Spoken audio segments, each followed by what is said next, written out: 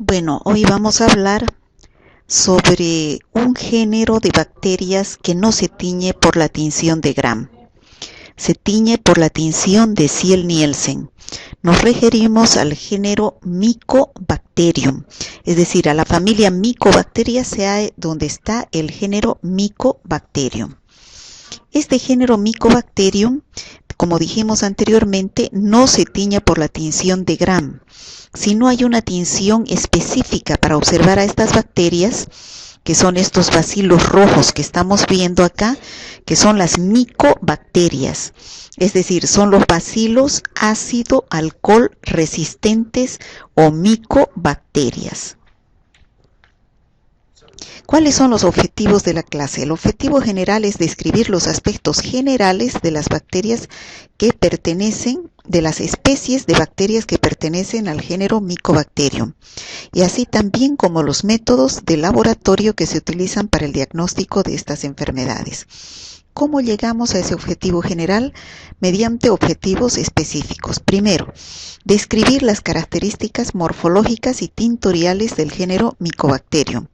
Segundo, clasificar al género Mycobacterium. Tercero, describir los cuadros clínicos que producen su epidemiología, es decir, cómo es el cuadro epidemiológico de transmisión, cómo se puede prevenir o la profilaxis y el tratamiento de estas enfermedades. Y por último, describir los métodos de diagnóstico de laboratorio.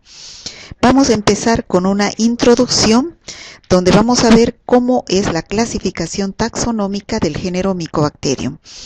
Este género Mycobacterium, como vemos acá en la última parte, pertenece a la familia Mycobacteriaceae. O sea, el género es Mycobacterium y existen varias especies, como ser Mycobacterium tuberculosis, Mycobacterium leprae, Mycobacterium smegmatis, Mycobacterium chelonae, bueno, muchas que están por aquí abajo como especies, pero este género pertenece a la familia Mycobacteriaceae, al suborden Corynebacterianae, al orden Actinomycetales, al filo Actinobacteria y al dominio Bacteria. ¿Qué características tienen estas bacterias del género Mycobacterium? Son bacilos aerobios, es decir, que crecen en con grandes cantidades de oxígeno. Por lo tanto, es una de las bacterias más importantes que produce las infecciones pulmonares crónicas como la tuberculosis pulmonar. Son inmóviles, no tienen flagelos y el tamaño oscila entre 0,2 a 0,6 micras de ancho por 1 a 10 micras de largo. Son bacilos. La pared celular es rica en lípidos. Esos lípidos, ceras o grasas, se llaman ácidos micólicos, lo que hace que su superficie sea hidrofóbica, es decir, que sea resistente al agua y da resistencia frente a los desinfectantes y tinciones de laboratorio. O sea, gracias a ese componente que tiene su pared, que es lípidos, ceras o grasas, llamados ácidos micólicos, le da resistencia a los diversos desinfectantes y tinciones de laboratorio, por lo cual lo hace un microorganismo muy resistente. Cuando han sido teñidos, no se puede decolorar con las soluciones ácidas. O sea, que al teñir la tinción de Ziel-Nielsen, para decolorarlo se utiliza el alcohol ácido. Pero estos bacilos no son decolorados por el alcohol ácido, por lo cual reciben el nombre de bacilos resistentes a la decoloración con el alcohol ácido, llamados también bacilos ácido-alcohol resistentes. Como vemos acá, se observan sobre un fondo azul los bacilos de color rojo.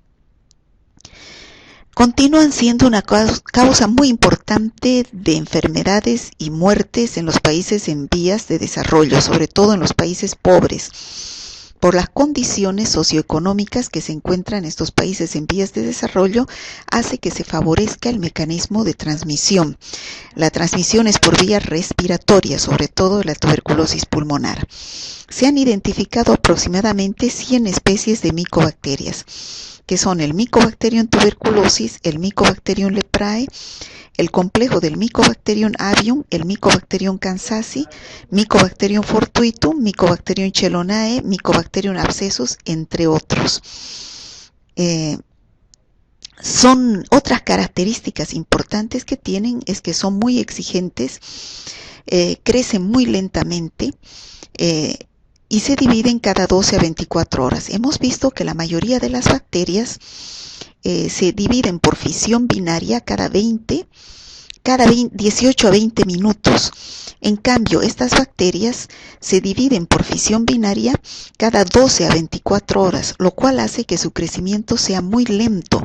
Nosotros podemos observar estas colonias que vemos acá en este medio de cultivo recién a las 4 a 6 semanas de haber sembrado. ¿Por qué? Porque su división es demasiado lenta. Es por eso que el cultivo no es un método que se utilice muy frecuentemente para su diagnóstico. El aislamiento de estas micobacterias de crecimiento lento, que son sobre todo el Mycobacterium tuberculosis, Mycobacterium avium, Mycobacterium intracelulare, como dije anteriormente, necesitan entre 3 a 8 semanas de incubación. En cambio, existen otras micobacterias que crecen más rápidamente, como el Mycobacterium fortuitum y el Chelonae, que necesitan de al menos 3 días. En 3 días, estas micobacterias, como el fortuitum y el Chelonae, pueden crecer, formando las colonias, pero estas bacterias generalmente se encuentran más en el medio ambiente. El Mycobacterium leprae no crece, es decir, hasta el momento no existen medios de cultivo en los cuales se cultiven in vitro en los laboratorios a estas bacterias. ¿Cómo es la fisiología y estructura de estas bacterias, que son las micobacterias? Como dijimos anteriormente, su pared celular es rica en lípidos, grasas o ceras. El 60% de su pared celular son estas grasas llamadas ácidos micólicos. Y dijimos también que esta característica le hace que sean ácido resistentes, es decir, que no sean decoloradas por el alcohol ácido que se utiliza en la tinción de Ziel-Nielsen, que sean de crecimiento lento, y además le da resistencia a los detergentes y a los antibióticos. Para su clasificación se utiliza una clasificación importante llamada clasificación de Ranion. Esta clasificación de Ranion se basa en dos aspectos, en dos características fundamentales que tienen el crecimiento de estas bacterias como colonias en los medios de cultivo de Lowenstein-Jensen, que es el medio que más se utiliza para su crecimiento. Algunas colonias pueden crecer formando colonias así incoloras o blanquecinas sin pigmento, y otras bacterias del género Mycobacterium crecen formando colonias con pigmentación naranja o amarillenta. Entonces, a estas que crecen con pigmentación naranja o amarillenta se denominan micobacterias cromógenas, y a estas que no producen pigmentación o color se denominan acromógenas. Otra característica importante que toma en cuenta esta clasificación de Ranion es si son de crecimiento rápido o si son de crecimiento lento. Las micobacterias de crecimiento lento tardan entre 4 a 6 semanas y las de crecimiento rápido tardan entre 3 a 4 días. Otra característica importante es que si crecen en presencia de luz o en ausencia de luz. Generalmente las que crecen en presencia de luz se llaman fotocromógenas y producen pigmento en presencia de luz. En cambio, las que crecen en la oscuridad se llaman escoto, y si producen pigmento se llaman escotocromógenas. Entonces, es así que tenemos la clasificación de Ranion, donde tenemos el grupo O, que es de crecimiento lento, donde tenemos al Mycobacterium tuberculosis africanum, Mycobacterium bovis, Mycobacterium ulcerans y Mycobacterium leprae. Estas micobacterias que son del grupo O, entonces son micobacterias que se llama también este grupo el complejo tuberculosis. Aquí tenemos los 4 grupos de la clasificación de Ranion. El grupo 1, que son de crecimiento lento, que son fotocromógenas. ¿Qué quiere decir? Que crecen en presencia de luz y producen pigmentos, colonias pigmentadas. Pueden ser amarillas o naranjas. Aquí tenemos el Mycobacterium kansasi, Mycobacterium marinum o Mycobacterium simiae. Entonces podemos decir que son este tipo de colonias fotocromógenas en presencia de luz y producen pigmentos en las colonias que crecen. El grupo 2 tenemos de crecimiento lento, también de crecimiento lento como las anteriores, pero son escotocromógenas, es decir, que producen pigmento en la oscuridad, cuando las estufas no están en presencia de luz. Aquí tenemos al Mycobacterium scrofolaceum, Mycobacterium sulgae, Mycobacterium gordonae, Mycobacterium flavescens y Mycobacterium cenopi. Luego tenemos en el grupo 3, que son de crecimiento lento, son estas no cromogénicas, es decir, que no producen pigmentación. Aquí tenemos al Mycobacterium avium, al Mycobacterium intracelulare, al Mycobacterium gastri, Mycobacterium terrae, Mycobacterium complex y Mycobacterium triviale. Y por último tenemos al grupo 4 de Rhanium, que son de crecimiento rápido, que crecen ya a los 3 días. Aquí tenemos al Mycobacterium fortuitum, Mycobacterium chelonae, Mycobacterium filei y al Mycobacterium smegmatis y vaccae.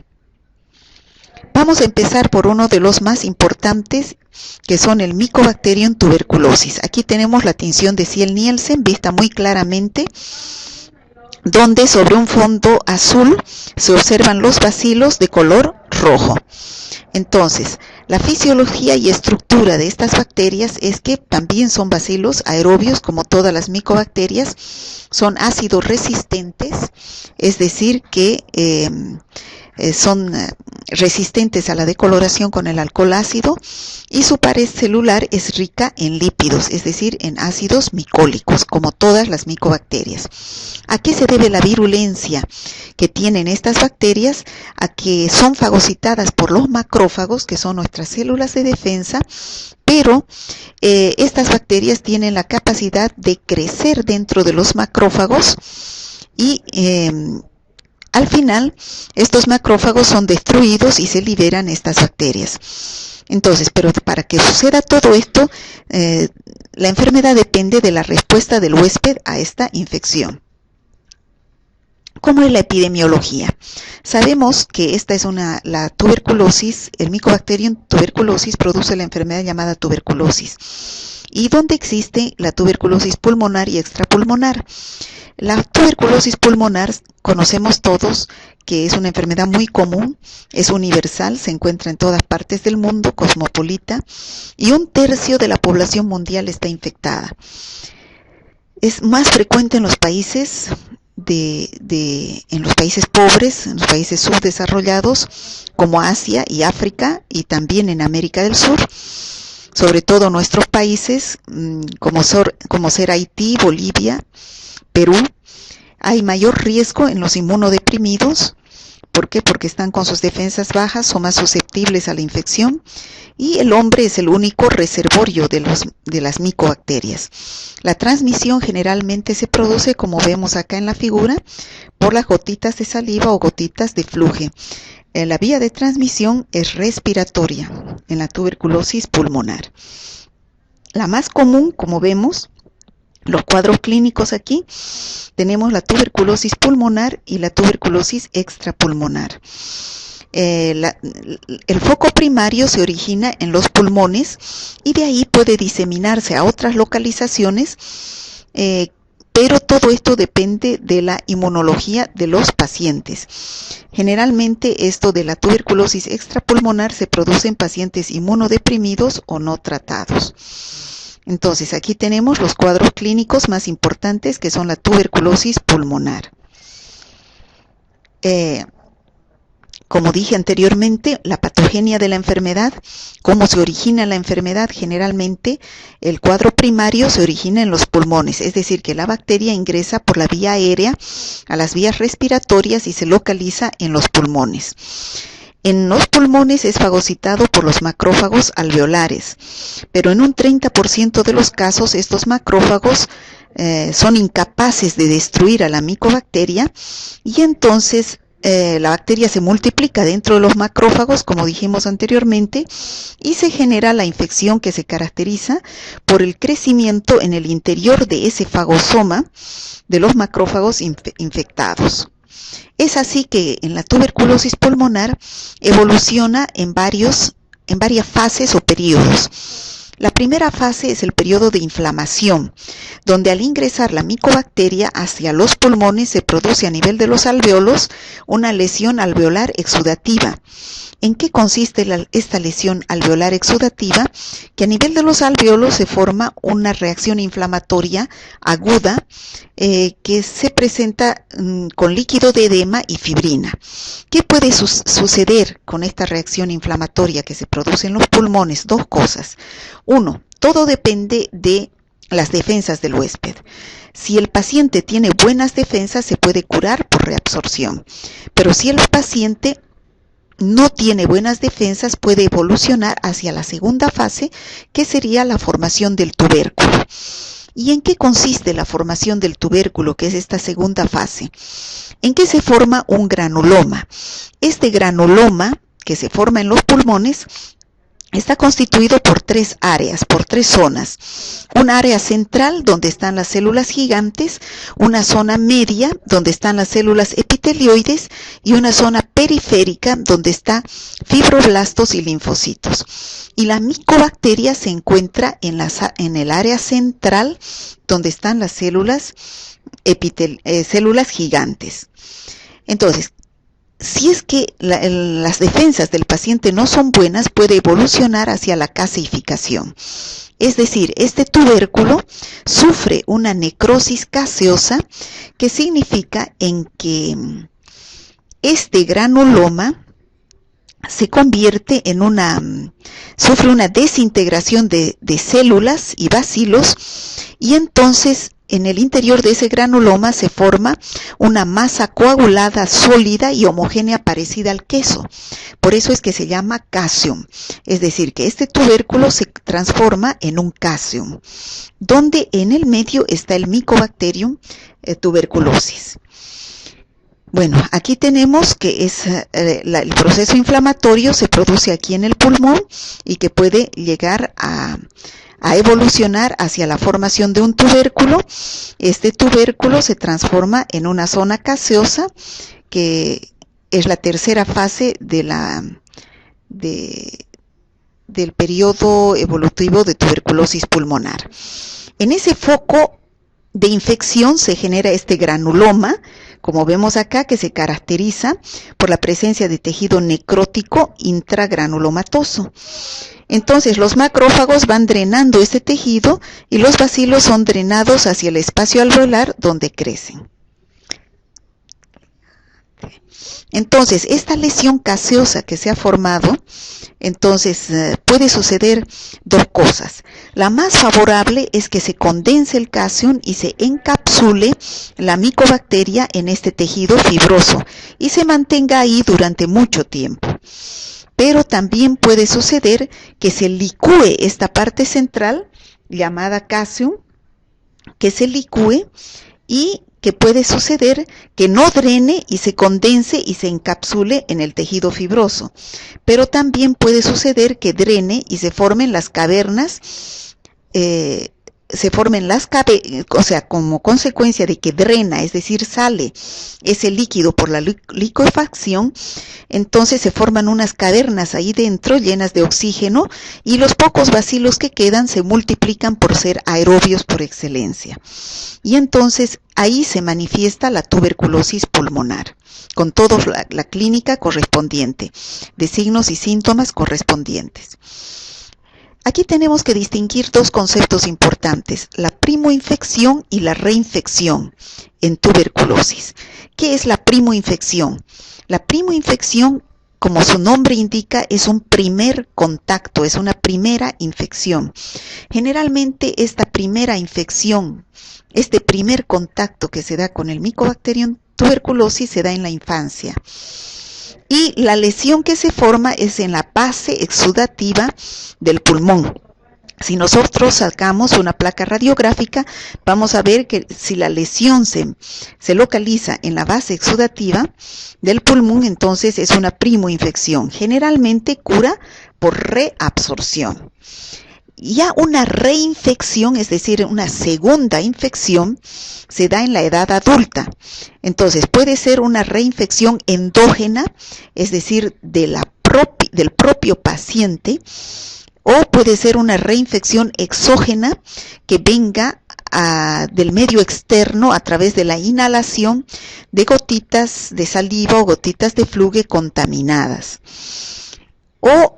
Y la evolución va a ser hacia la formación ya sea del proceso inflamatorio de los tubérculos y la fibrosis, ¿no? Y que después va a convertirse en la calcificación, y la lesión generalmente se localiza en el vértice del pulmón.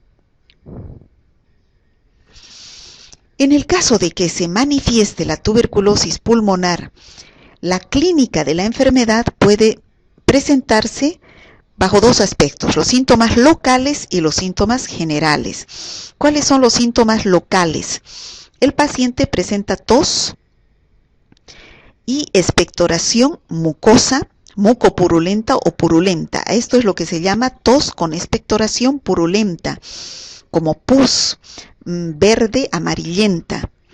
O puede tener gotitas de sangre o hilitos de sangre. A esto se llama hemoptisis o expectoración hemoptoica, ¿no?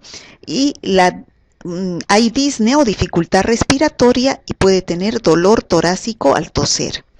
Esos son los síntomas locales, es decir, a nivel del aparato respiratorio. Pero generalmente también el paciente tiene síntomas generales, es decir, a nivel de todo su organismo, que se manifiesta por anorexia, es decir, falta de apetito, no tiene ganas de comer, o disminución del apetito, hiporexia, astenia, tiene desgano, pérdida de peso.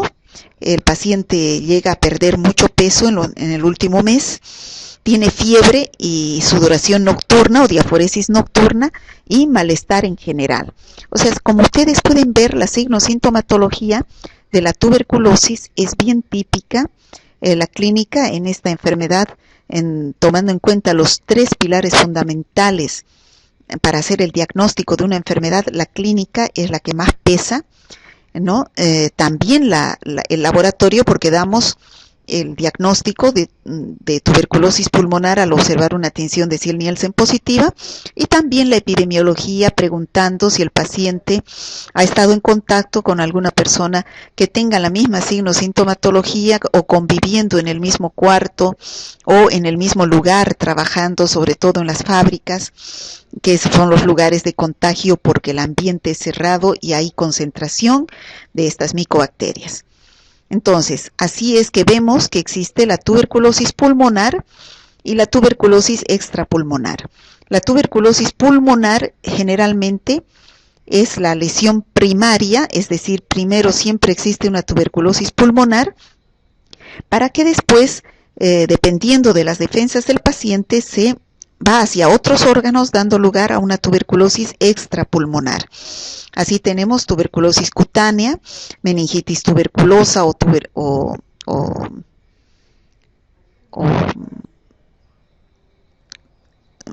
meningitis tuberculosa o tuberculosis meningia, tuberculosis osteoarticular en los huesos, tuberculosis nefrourinaria o tuberculosis urinaria, la linfangitis tuberculosa es a nivel de los ganglios, y la tuberculosis peritoneal, entre otras. Pero hay también otras localizaciones en otros órganos de la tuberculosis. ¿Cómo se hace el diagnóstico de estas micobacterias? Bueno, tenemos una prueba cutánea llamada prueba de la tuberculina, también llamada prueba de Mantoux. Se escribe Mantoux, ¿no? Son indicadores sensibles a la exposición del microorganismo. Esa prueba de Mantoux es la llamada también prueba de la tuberculina, o la prueba de la PPD, también se dice, ¿no? Derivado proteico purificado. Existen otras pruebas como la microscopía, que es la tinción de Ziel-Nielsen, que es la que vemos en esta figura, sobre un fondo azul, los bacilos de color rojo, que es la prueba de oro para diagnóstico de tuberculosis pulmonar, al ser rápida, barata y de muy fácil diagnóstico y rápida. Y el cultivo, este es el cultivo en un medio que se llama Lowenstein-Jensen, pero el problema del cultivo, como ya sabemos, dura 3 o 4 semanas o 4 a 6 semanas, debido a que la micobacteria se multiplica muy lentamente. Entonces las colonias vamos a observar muy tardíamente. Y la otra prueba, que es la más específica, pero no muy accesible a todos los laboratorios, es la reacción en cadena de la polimerasa, llamada también PCR. Aquí está la prueba de la tuberculina, o la prueba que dijimos de la PPD. ¿En qué consiste esta prueba de la tuberculina? Consiste en que compramos este reactivo que se llama PPD. ¿Y qué es este PPD? Son derivado proteico purificado. Son cultivos proteicos de Mycobacterium tuberculosis que se inyectan en el antebrazo por vía subcutánea con una jeringa de insulina, como vemos aquí en esta figura, y luego marcamos en el lugar donde se ha inyectado, se marca y se coloca la fecha. Entonces, ¿cuándo se va a leer esta prueba? Después de 48 horas. Si da positiva, aparece, como vemos acá, un eritema, una zona eritematosa, es decir, roja, indurada, es decir, dura, y en el sitio de la inoculación. Entonces, ¿cómo tenemos que medir esto? Tenemos que medir el diámetro de esta zona dura, es decir, de acá medimos con una regla hasta acá. Entonces, si este diámetro pasa de más de 5 o 10 milímetros de diámetro, podemos considerar como una prueba positiva. ¿Qué nos indica la prueba de la PPD? Que el paciente ha estado en reciente contacto con el Mycobacterium tuberculosis. Entonces, lo que estamos inyectando nosotros en esta jeringuita son antígenos. Entonces, si el paciente ha tenido contacto con el Mycobacterium tuberculosis, ha tenido que formar anticuerpos. Entonces, al inyectar el antígeno, con el anticuerpo formado se forma esta zona indurada que se manifiesta de esta forma, que se manifiesta por una zona eritematosa indurada que a mayor tamaño, entonces nos da positivo, que indica que la prueba es positiva y que el paciente ha estado en reciente contacto con el Mycobacterium tuberculosis. Luego tenemos la baciloscopía o tinción de Ziel-Nielsen, que, como dijimos, es la prueba de oro. Es esta, la prueba de la baciloscopía, llamada también tinción de Ziel-Nielsen. Entonces, para este diagnóstico, mediante la baciloscopía, se deben pedir 3 muestras. La primera muestra es cuando el paciente va a la consulta del médico. Entonces, el médico lo observa al paciente y hace el diagnóstico mediante la clínica, porque tose con expectoración o porque ha disminuido de peso, tiene fiebre en las noches, tiene anorexia, no tiene ganas de comer. Entonces, ya por la clínica sospecha de tuberculosis. Entonces le dice, vaya al laboratorio, pida un frasco y tómese una muestra de esa expectoración que está eliminando. No importa que esté o no esté en ayunas, es en el momento de la consulta. La segunda muestra es al día siguiente en su casa. Es la mejor muestra porque es el paciente que toma la muestra en ayunas, ¿no? En ayunas toma la muestra con todas las normas que se debe tomar una muestra de esputo y lleva al laboratorio. Y la tercera muestra se toma cuando se está llevando la segunda muestra al laboratorio. Entonces, al llevar esta segunda muestra, se pide un frasco al laboratorio y se expectorará la tercera muestra. Entonces, por eso se llama baciloscopía seriada, porque se hacen 3 muestras, no se debe hacer una sola muestra. ¿Por qué? Porque la eliminación de los bacilos es intermitente. ¿Qué quiere decir? Que no todo el tiempo se está eliminando los bacilos. Entonces, esta eliminación de bacilos puede ser un día sí y un día no. Entonces, si solamente tomamos una muestra, caemos en el riesgo de informar como un falso negativo. Entonces, deben tomar 3 muestras, ¿no? 3 muestras en 3 momentos diferentes, como ya indicamos anteriormente. Y se debe llevar la muestra lo más rápidamente posible al laboratorio. La calidad de la muestra es muy importante.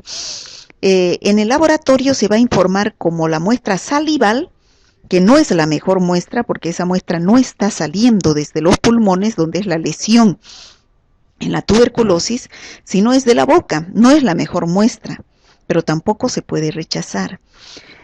También puede ser una muestra mucosa o mucoide, con moco, una muestra sanguinolenta que tenga sangre, porque produce hemoptisis la tuberculosis, y la mejor muestra es una muestra mucopurulenta, porque quiere decir que esta es una muestra de buena calidad que está viniendo directamente desde los pulmones donde está la lesión. Bueno, ya hemos visto cómo se realiza en práctica la tinción de Ziel-Nielsen, pero vamos a repasar. Esta es la prueba de oro por ser la más rápida, la más sensible y la más fácil y barata de hacerlo en el laboratorio. En 10 minutos tenemos diagnóstico de tuberculosis pulmonar. Se coloca la muestra de esputo en un vidrio, en un portaobjetos, y se cubre con un colorante que es la fucsina fenicada y se la deja 5 minutos. ¿Qué va a hacer esta fucsina fenicada? Va a teñir todo el material que tiene el esputo, ya sean células epiteliales, sea las bacterias que están en la boca, que salen acompañadas con el esputo, o el Mycobacterium tuberculosis, se van a teñir de color rojo. Pero ¿qué es lo que sucede? Que nosotros debemos calentar por debajo, porque nosotros queremos que el Mycobacterium tuberculosis o la micobacteria se tiña de color rojo, como vemos aquí en la figura.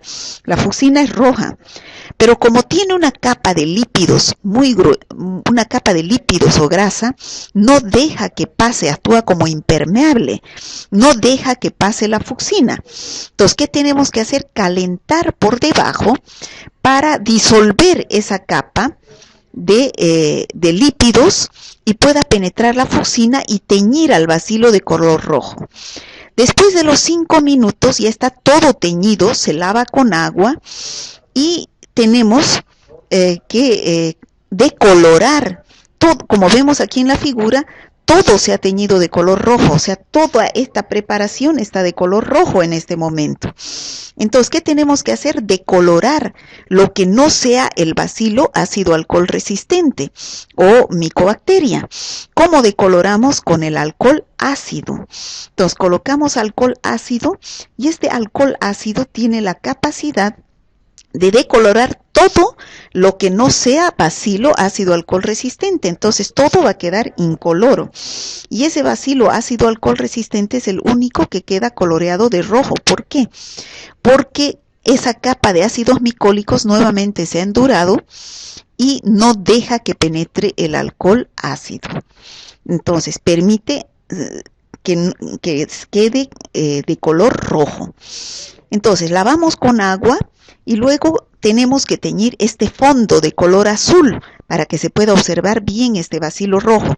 Entonces cubrimos con azul de metileno durante 1 minuto y luego lavamos con agua. Secamos al aire a temperatura ambiente y luego observamos con una gotita de aceite de inmersión, donde vamos a observar los bacilos rojos sobre el fondo azul. Esta es la baciloscopía o tinción de Ziel-Nielsen. Entonces podemos ver así las baciloscopías. Este es un extendido bueno, donde vemos los bacilos rojos sobre el fondo azul. Cuando ponemos mucha muestra, tenemos se enmascara al bacilo. Muchas veces podemos dar falsos positivos porque está muy gruesa la muestra, y cuando es muy fino o ponemos muy poca muestra, también falsos negativos porque tampoco está ahí el bacilo. Entonces tenemos que poner una cantidad regular de la muestra para poder observar a los bacilos y evitar dar falsos positivos o negativos sobre todo. Una vez que se ha observado al microscopio, ¿cómo se informan estos extendidos? Esto más lo vamos a ver en práctica. Si no observamos en la placa ni un solo bacilo rojo, vamos a informar como no se observan bacilos ácido alcohol resistentes. Si se observan de 1 a 9 bacilos en 100 campos observados, es decir, en todo el extendido,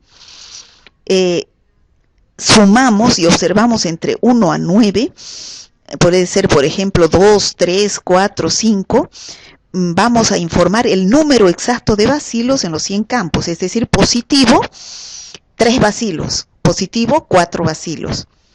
Si observamos más de 10 bacilos, o sea, entre 10 y 99 bacilos en los 100 campos, sumando, por ejemplo, aquí tenemos solo en este campo 1, 2, 3, 4, 5, 6, 7, 8, 9, 10, 11, 12, 13, 14, 15 bacilos. Entonces aquí podemos tener más entre 10 y 99 bar. Si sumamos los 100 campos, entonces informamos positivo una cruz. Si en los 50 campos que observamos en un solo campo entre 1 a 10, es positivo 2 cruces. Aquí hay más de 10 bacilos, entonces este cae en el positivo 3 cruces, porque estamos observando más de 10, hemos dicho que hay 15 bacilos por campo, entonces es positivo 3 cruces, y aquí no es necesario observar 100 campos, solamente 20 campos. Entonces no es lo mismo observar un positivo 3 cruces que observar un positivo una cruz. En un positivo 3 cruces vemos más de 10 bacilos en cada campo. En cambio, en un positivo una cruz entre 10 y 99, pero sumando varios campos. En un campo podemos observar 1, en otro podemos observar 3, en otro podemos observar 10, ¿no? Eso es positivo una cruz. Es más bacilífero y más contagioso un paciente que se informa positivo 3 cruces. El cultivo, como ya dijimos, el medio de cultivo se llama Lowenstein-Jensen, es un medio a base de huevo y además tiene verde malaquita, donde se observan las colonias que crecen, que son apigmentadas. ¿Cómo es el tratamiento? Para el tratamiento de la tuberculosis se realiza con múltiples fármacos.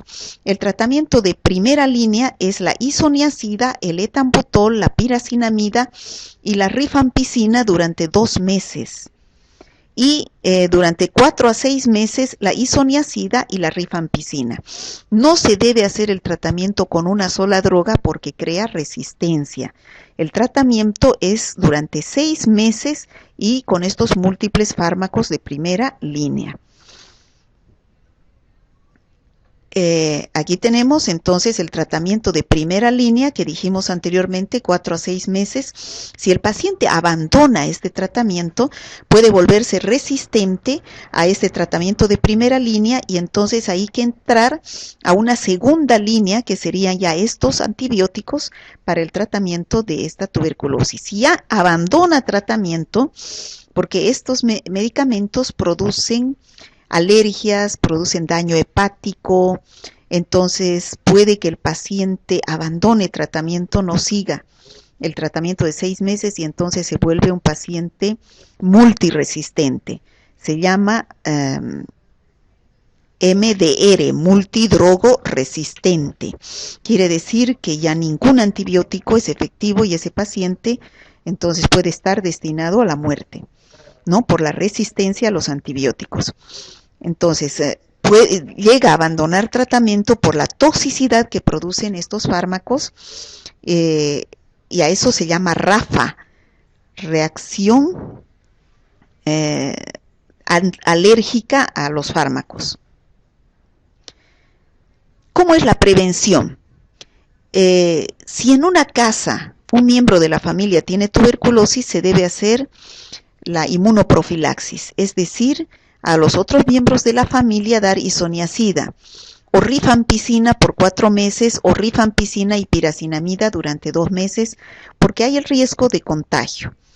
El control de la enfermedad se hace vigilancia activa, es decir, si en una casa se ha detectado un paciente que está con tuberculosis pulmonar, entonces hay que vigilar, hay que ir a la búsqueda de ese paciente y su núcleo familiar y dar medidas profilácticas y terapéuticas para evitar la diseminación de la enfermedad.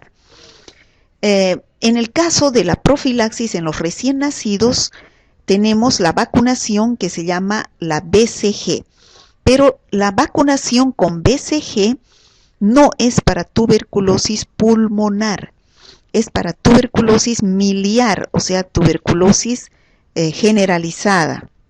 ¿No? No es para tuberculosis pulmonar, es para tuberculosis meningea, es para tuberculosis meningea, que que se llama BCG, Bacilo de Calmette y Guerin. Es una cepa atenuada de Mycobacterium bovis que se inyecta a los bebés en la parte del antebrazo. Y es la seña que todos tenemos de haber sido vacunados con la BCG. Vuelvo a repetir, no previene tuberculosis pulmonar, sino tuberculosis meningia. Bueno, para otra forma de profilaxis es la protección respiratoria. Bueno, aquí tenemos dos tipos de barbijos, el barbijo común y el barbijo N95. Para la tuberculosis se utiliza el barbijo N95. ¿Por qué? Porque este tiene filtro mucho más pequeño, la bacteria es muy pequeña. Entonces, este barbijo no se debe utilizar porque los poros que tiene son muy grandes y la bacteria puede penetrar fácilmente. En cambio, este N95 brinda el 95% de eficiencia para el paso de las partículas pequeñas, que es el Mycobacterium tuberculosis, ¿no? Bueno, dentro de esta familia también tenemos, dentro de la familia Mycobacteriaceae, tenemos al Mycobacterium leprae, que como vemos aquí en la figura, se produce la lepra, ¿no? La lepra, que es una infección cutánea de las mucosas y del sistema nervioso. La lepra se manifiesta de diferentes formas, ¿no? Aquí tenemos unas máculas, aquí tenemos una lesión más grave, que son ya más pápulas, y lesión de la mucosa, dependiendo del tipo de lepra. La lepra es descubierta en el año 1873 por un señor llamado Hansen.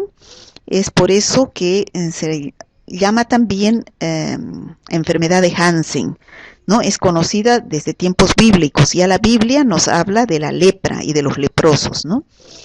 ¿Cómo es la fisiología y estructura?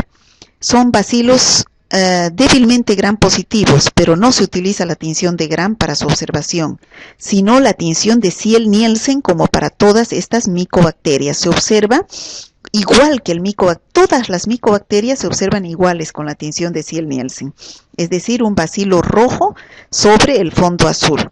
Igual que todas las micobacterias, su pared celular es rica en lípidos. Esta bacteria, a diferencia de las otras micobacterias, no se cultiva, no tiene un medio de cultivo todavía en el laboratorio para lograr su crecimiento. Entonces, no se cultiva en medios artificiales. La única forma que hay para su diagnóstico en laboratorio es una prueba parecida a la PPD o la prueba de la tuberculina. Esta se llama prueba de la lepromina. Son pruebas cutáneas, prueba de la lepromina, ¿no? O también la tinción de Ziel-Nielsen, que es donde se ven los bacilos ácido-alcohol resistentes. La virulencia. ¿A qué se debe su virulencia? Esta es una bacteria, igual que el Mycobacterium tuberculosis, que es capaz de crecer dentro de los macrófagos, dentro de las células.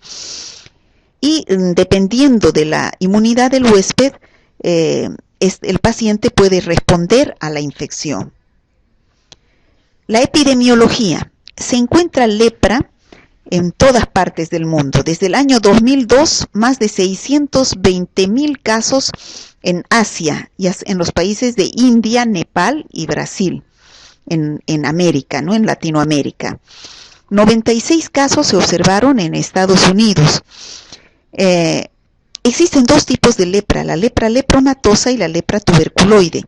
La lepra lepromatosa es la más infecciosa y la más grave, de pronóstico más grave.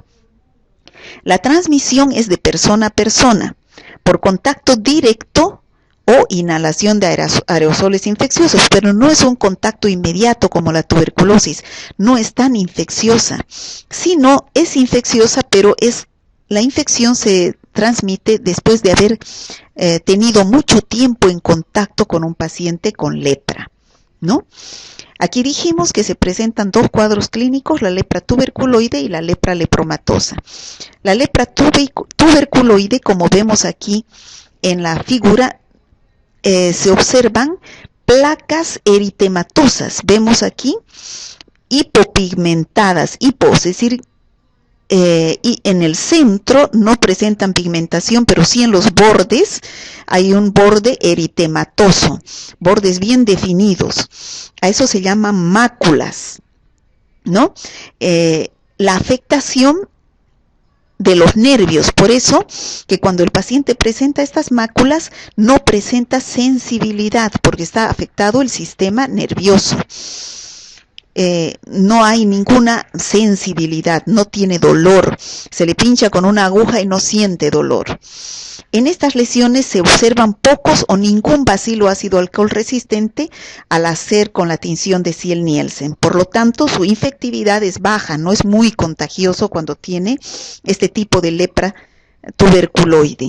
No se llama lepra tuberculosa, se llama lepra tuberculoide por si acaso, ¿ya?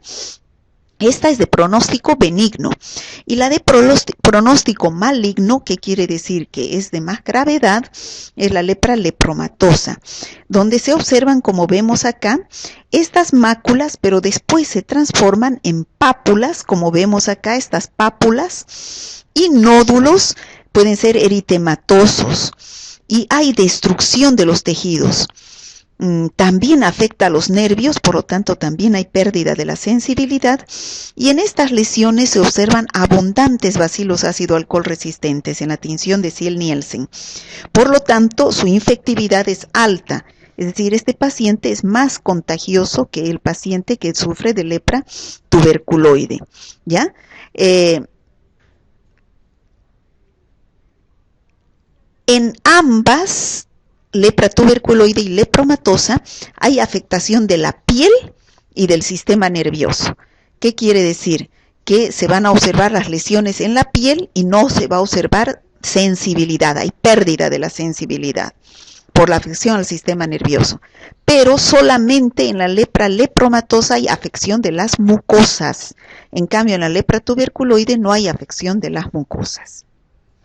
¿Cómo hacemos el diagnóstico de lepra? Ya dijimos anteriormente, no existe cultivo en el laboratorio, no existe medio de cultivo para el Mycobacterium leprae, pero sí hay la tinción de Ziel-Nielsen donde observamos los VAR igual que el Mycobacterium tuberculosis, ¿no?